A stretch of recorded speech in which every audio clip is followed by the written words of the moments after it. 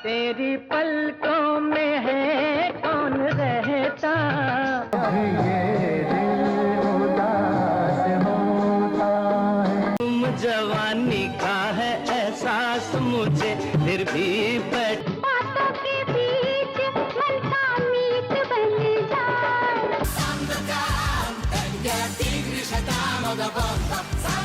कोई दीवार ना कोई पहरा।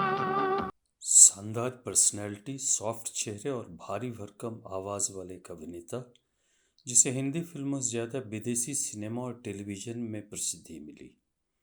एक कलाकार जिसने पर्सनल और प्रोफेशनल ज़िंदगी में बहुत ही उतार चढ़ाव देखा, सफलता के बुलंदियों और असफलता के गर्त दोनों को महसूस किया।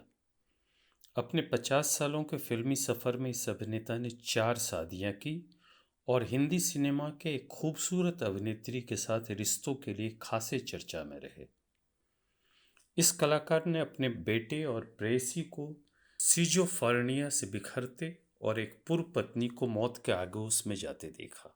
3 महादेशों में अभिनय का सिक्का जमाने और करोड़ों में खेलने वाले इस कलाकार ने दिवालिया होने का दंश भी झेला।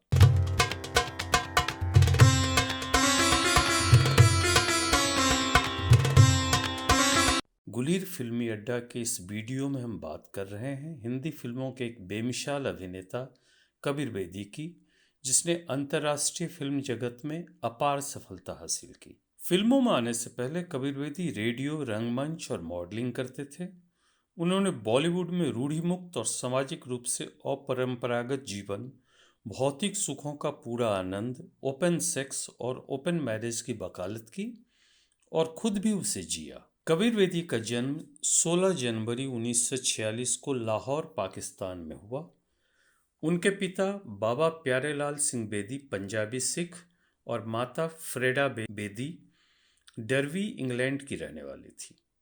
ऑक्सफोर्ड यूनिवर्सिटी में पढ़ाई के दौरान उनमें प्यार हुआ और वे शादी के बाद इंडिया आ गए और स्वतंत्रता संग्राम में बढ़ चढ़ कर हिस्सा लिया। उनके 2 बेटे कबीर और रंगा और एक बेटी गुलिमा हुई। कबीर बेदी का बचपन लाहौर में बीता। प्रारंभिक पढ़ाई लिखाई शांति निकेतन और नैनीताल के सिरूड कॉलेज में हुई। आगे की पढ़ाई के लिए उन्होंने दिल्ली यूनिवर्सिटी के सेंट स्टीफेंस कॉलेज में दाखिला लिया और पॉकेट मनी के लिए रंगमंच और रेडियो कार्यक्रमों में भाग लेने लगे। ऑल इंडिया रेडियो की अव्यवस्था ने उनका दिल तोड़ दिया और वह भविष्य की तलाश में 700 रुपये के साथ बम्बई आ गए। उनकी रुचि अभिनय से ज्यादा फिल्म निर्माण में थी। बॉम्बे में उन्होंने एडवर्टाइजिंग एजेंसीज में काम किया और रंगमंच से भी जुड़े। गिरीश कर्नाड की पहली इंग्लिश नाटक तुगलक में लीड रोल से उन्हें एक अभिनेता की पहचान मिली और वे फिल्मों की तरफ मुड़ गए। कबीर बेदी ने 1971 की हलचल से जीनत अमान के साथ फिल्मी पारी की शुरुआत की। यह फिल्म बुरी तरह फ्लॉप रही। उसी साल उनकी दूसरी फिल्म सीमा, जिसमें सिमी ग्रेवाल और राकेश रोशन थे, आई। अगले साल उनकी 3 और असफल फिल्में आई। कबीर बेदी को सफलता का पहला स्वाद 1973 में रिलीज हुई फिल्म कच्चे धागे से मिली। इस फिल्म में मौसमी चटर्जी और विनोद खन्ना उनके साथ मुख्य भूमिकाओं में थे। 1974 में देवानंद जीनत अमान की फिल्म इश्क इश्क इश्क और 1975 में नागिन से उन्हें थोड़ी और सफलता मिली। इस दौरान उन्होंने 7-8 फिल्मों में काम किया। हालांकि फिल्मों में उन्हें कोई खास सफलता नहीं मिल रही थी, पर वे अपनी अपरंपरागत जीवन शैली से खासे चर्चा में रहते थे। बॉम्बे आने के बाद 1969 में उन्होंने प्रोतिमा गुप्ता, जो कि एक सफल मॉडल और ओडिसी नृत्यांगना थी, को डेट किया और शादी की। इस शादी से उन्हें एक बेटी पूजा और बेटा सिद्धार्थ हुए। विजय गोल्डी आनंद निर्देशित 1976 की फिल्म बुलेट, जिसमें देवानंद हीरो थे, की शूटिंग के दौरान फिल्म की हीरोइन परवीन बॉबी से उनके ताल्लुकात बढ़े। परवीन बॉबी एक आज़ाद ख्यालों और अपने शर्तों पर जीने वाली बेहद खूबसूरत अभिनेत्री और डैनी डेंगजोपा के साथ संबंधों के कारण खासी चर्चा में। जब उनकी मुलाकात हुई उस समय परवीन बॉबी का डैनी से रिश्ता टूटने के कगार पे था। वैसे तो कबीर और प्रोतिमा ओपन मैरिज और सेक्स में विश्वास रखते थे, पर परवीन बॉबी के साथ बढ़ते रिश्तों ने उनकी शादीशुदा जिंदगी में भूचाल ला दिया। जब कबीर अपने दिन और रातें परवीन बॉबी के साथ बिताने लगे तो आधुनिक ख्यालों की प्रतिमा इनसिक्योरिटी और डिप्रेशन की शिकार हो गई। 1974 में उनका तलाक हो गया। यह वही वक्त था जब सौभाग्य से कबीर की मुलाकात इटली के फिल्म निर्माताओं से हुई। वे इटली, फ्रांस और जर्मनी के संयुक्त टीवी सीरीज सदोखन के मुख्य रोल के लिए एक एशियन एक्टर की तलाश में थे। उन्होंने कबीर को ऑडिशन और स्क्रीन टेस्ट के लिए रोम बुलाया। कबीर यह रोल पाने में सफल रहे। अब कबीर के लिए एक नई राह खुल गई थी। 1976 में इटालियन प्रोड्यूसर्स की द ब्लैक कॉर्सेयर और अगले साल सदोखन आई, जो बेहद सफल रहे और कबीर बेदी को एक नई पहचान मिली और उनकी एक्टिंग की दुकान चल पड़ी। इसके बाद तो उन्होंने कई सालों तक पीछे मुड़कर नहीं देखा। अगले 20-25 सालों तक कबीर बेदी ने अपना ध्यान यूरोपियन, एशियन और हॉलीवुड की फिल्मों पर केंद्रित किया, किंतु उन्होंने बॉलीवुड से भी अपना नाता बनाए रखा।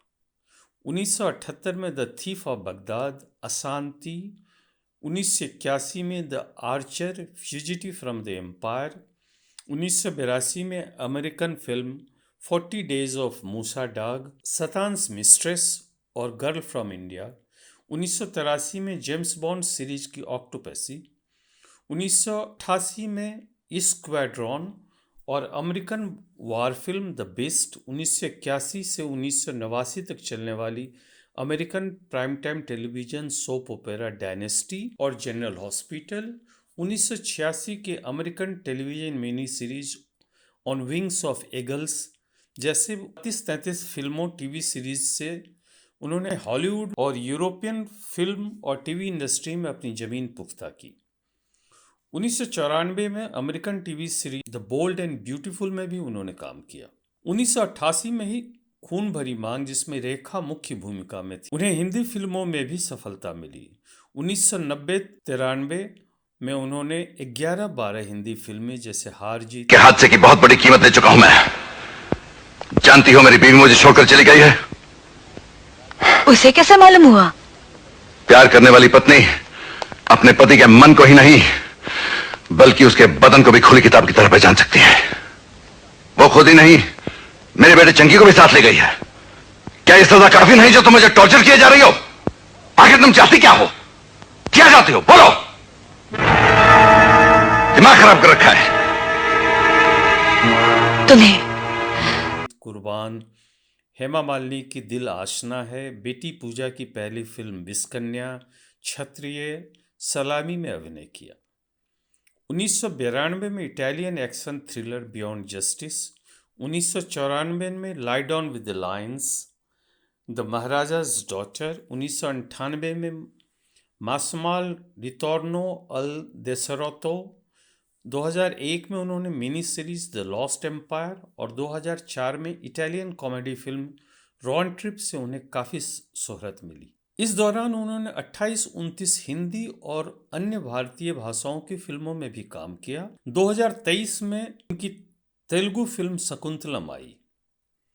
कबीर बेदी ने अनेकों टीवी सीरीज में प्रेजेंटर, गेस्ट, होस्ट और वॉइस आर्टिस्ट के तौर पर भी काम किया। प्रतिमा से अलगाव के बाद कबीर बेदी 3-4 सालों तक परवीन बॉबी के साथ लिव इन में रहे। एक और जहां कबीर बेदी का अंतर्राष्ट्रीय कैरियर परवान चल रहा था, परवीन की मानसिक स्थिति बिगड़ रही थी।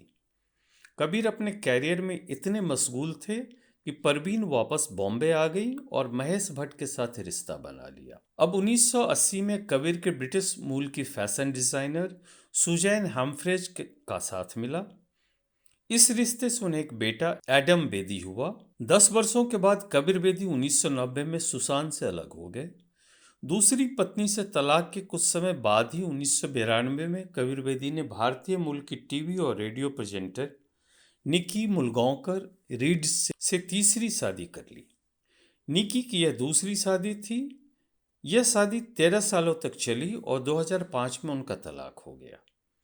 कहते हैं कि इस तलाक की वजह कबीर बेदी का ब्रिटिश एशियाई film, television, digital content producer Parveen Dosanjh के साथ बढ़ती नज़दीकियां थी। 10 सालों तक रिलेशनशिप में रहने के बाद 2016 में अपने 70वें जन्मदिन के मौके पर कबीर बेदी ने अपने से 29 साल और बेटी पूजा से तकरीबन 6 वर्ष छोटी परवीन दोसांझ के साथ 7 फेरे लिए। यह उनकी चौथी शादी थी। पूजा, जो तलाकशुदा है, ने इस शादी पर अपना ऐतराज सोशल मीडिया के माध्यम से भी जताया, पर कबीर बेदी उन्हें मनाने में सफल रहे। कबीर बेदी ने stories I must tell the emotional life of an actor में अपनी जिंदगी से जुड़ी घटनाओं, शादियों और रिलेशनशिप्स, यूरोप और अमेरिका में बिताई जिंदगी, बच्चों से रिश्ते और दिवालिया होने, सभी का बेबाकी से जिक्र किया है। अमेरिका में रहने के दौरान एक ऐसा वक्त भी आया जब कबीर बेदी दिवालिया हो गए। उन्होंने अपना काफी पैसा टेक स्टॉक्स में लगाया था जो डूब गए और वे पैसे पैसे को मोहताज हो गए। यह वही दौर था जब बेटे सिद्धार्थ की मानसिक स्थिति बिगड़ रही थी। वे सिजोफ्रेनिया से ग्रसित थे और इससे लड़ते लड़ते जब वे थक गए तो 19 जुलाई 1997 में उन्होंने आत्महत्या कर ली। अगस्त 1998 में कैलाश मानसरोवर की यात्रा के दौरान प्रोतिमा बेदी की मृत्यु हो गई। परवीन बॉबी की 20 जनवरी 2005 को हुई मौत की वजह भी गैंग्रीन और सिजोफ्रेनिया बताई जाती है। पूजा, जिन्हें जो जीता वही सिकंदर और कामसूत्र कैंडोम प्रचार अभियान के लिए जाना जाता है, ने 1994 में फरहान फर्नीचर वाला से शादी की। उनकी एक बेटा उमार और बेटी आलिया हैं। यह शादी 2003 में टूट गई। आलिया ने फिल्मों में हाथ आजमाए पर अभी संघर्ष कर रही हैं। पूजा आजकल सगाई के बाद मानी कॉन्ट्रैक्टर के साथ रह रही हैं। कहते हैं कि वो जल्दी शादी करने वाले हैं। कबीर बेदी के दूसरे बेटे आदम बेदी ने भी हिंदी फिल्मों में प्रयास किया, किंतु वे असफल रहे। वैसे तो कबीर बेदी ने अपनी हर शादी को अंतिम बताया, पर कल किसने देखा है। कबीर बेदी पर यह पेशकश आपको कैसी लगी? अपने कमेंट के माध्यम से हमें जरूर बताएं और चैनल को लाइक, सब्सक्राइब और शेयर करना ना भूलें। धन्यवाद, शुक्रिया।